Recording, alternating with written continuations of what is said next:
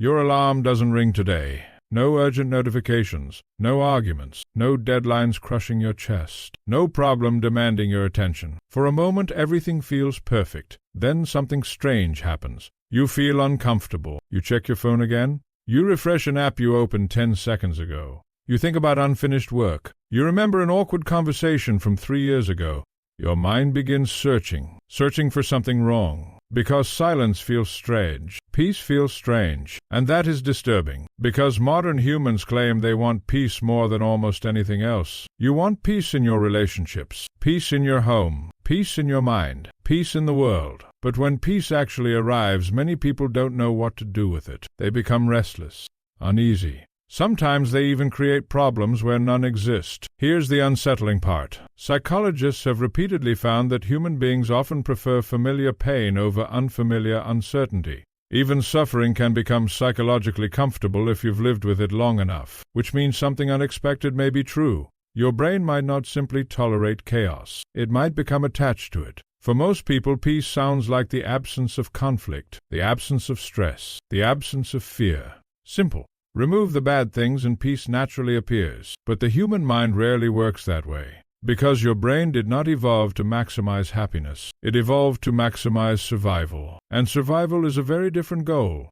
For nearly all of human history, calm environments were not always safe environments. Imagine living 50,000 years ago. You wake up in a small camp. The forest around you is quiet. No movement. No sound. No warning. You would not automatically relax. You would become alert. Because complete stillness could mean danger. Predators do not announce themselves. Enemies do not schedule appointments. Disasters rarely send invitations. The cost of missing a threat was enormous. The cost of false alarm was relatively small. So evolution made a trade. Better to be anxious unnecessarily than dead unexpectedly. Psychologists call this the smoke detector principle. Researcher Randolph Ness explained it using a simple idea. A smoke detector that activates too often is annoying. A smoke detector that misses a real fire is catastrophic. Human anxiety systems appear to operate similarly. Your brain would rather create 10 false alarms than miss one real threat. And that ancient system still operates inside your skull. The problem is that your environment changed much faster than your brain did. The mind you use today was largely built for a world that no longer exists. Predators disappeared. Tribal warfare declined in many places. Food became more available. Technology reduced countless risks, but your survival system remained, so the brain adapted in a different way. It started looking for modern threats, emails, social status, deadlines, opinions, notifications, social comparison. The objects changed, the machinery stayed the same, and suddenly something becomes easier to understand. Peace isn't merely the absence of danger. Peace can feel like uncertainty. Because if your brain evolved expecting threats, the absence of visible threats can itself become suspicious. Something must be wrong. You just haven't found it yet. This tendency appears in surprising places. Researchers studying combat veterans discovered something strange. Many soldiers reported difficulty adjusting to normal life after returning home. Not because they enjoyed war. War is horrific, but because intense environments train the nervous system differently. Psychological arousal becomes normal. Hypervigilance becomes normal. Constant readiness becomes normal. Then ordinary life arrives. The silence feels unfamiliar, and unfamiliarity feels uncomfortable. The body continues expecting danger long after danger disappears. The same pattern appears outside war. People raised in chaotic households sometimes experience similar effects. Psychologists studying childhood stress have observed that individuals who grow up surrounded by unpredictability often develop heightened sensitivity to potential threats. Their brains become exceptionally good at detecting changes, tiny shifts in tone, facial expressions, social signals, possible danger. As children, these adaptations can help survival. But later in life, something strange happens. Calm relationships begin feeling odd. Stable situations feel unnatural. Healthy environments can even feel boring, not because the person wants suffering, because the nervous system learned a different definition of normal. Familiar chaos can feel safer than unfamiliar peace. Think about how strange that sentence is. Humans spend enormous effort trying to escape stress, then sometimes recreate it after escaping. The philosopher Blaise Pascal noticed something similar centuries ago. He wrote that humanity's problems arise from an inability to sit quietly alone in a room. At first this sounds exaggerated. Then modern life happened. Now imagine standing in line at a grocery store. You wait for 20 seconds. Almost immediately people reach for their phones. Tiny moments of stillness disappear. Silence gets filled. Empty spaces get occupied. Attention constantly moves. Constant stimulation has become normal. Stillness has become unusual. But there may be something deeper happening underneath all of this. The brain isn't simply reacting to danger. It is also predicting reality. Modern neuroscience increasingly describes the brain as a prediction machine. Your brain constantly creates models about what should happen next. Professor Carl Friston's work on predictive processing suggests that the mind continuously compares expectations against incoming information. Reality arrives. Predictions get updated. The process repeats endlessly. This helps explain why peace can feel strange. If your internal model expects stress, uncertainty, or conflict, then peace creates prediction errors. Something feels off. Not because peace is dangerous, because it violates expectation. Imagine spending years walking beside loud construction noise. Eventually, you stop noticing it. The noise becomes background reality. Then one day, the construction suddenly stops. The silence feels almost louder than the sound did. You notice its absence immediately. Your brain says, something changed. Pay attention. The same process can happen psychologically. People become accustomed to stress, to conflict, to pressure,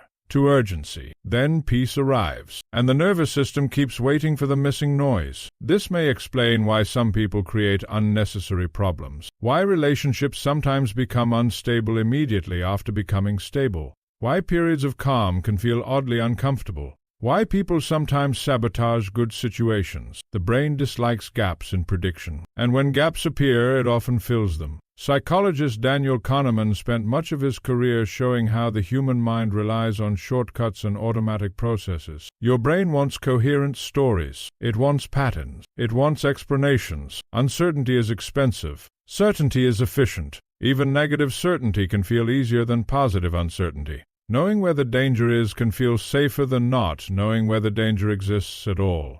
This creates an uncomfortable possibility. Maybe peace does not feel strange because humans love suffering. Maybe peace feels strange because peace requires something difficult.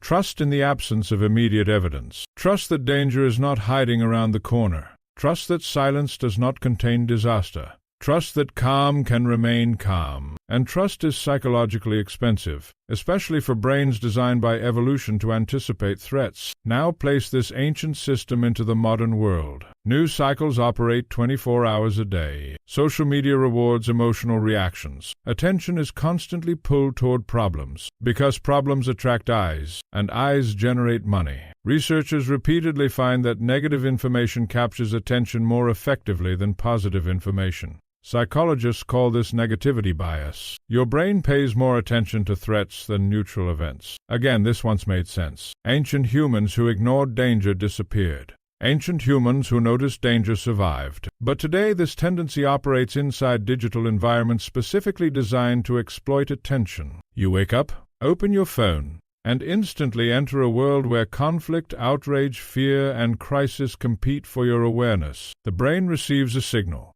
Stay alert. Something important is happening. Hours later, your body may still be carrying stress from events that never directly affected your life. Peace becomes harder to notice because the mind is constantly scanning for interruption. Constant vigilance becomes normal, and peace starts feeling empty. But maybe peace was never supposed to feel exciting. Maybe that is where people become confused. Movies teach you that meaningful life looks intense, dramatic, emotionally overwhelming. But real peace rarely announces itself. Real peace often looks ordinary. Quiet mornings, predictable routines, safe relationships, uneventful days, no emergency, no crisis, no explosion, just life continuing normally. And perhaps normality itself has become difficult to appreciate because humans adapt rapidly. Psychologists call this hedonic adaptation.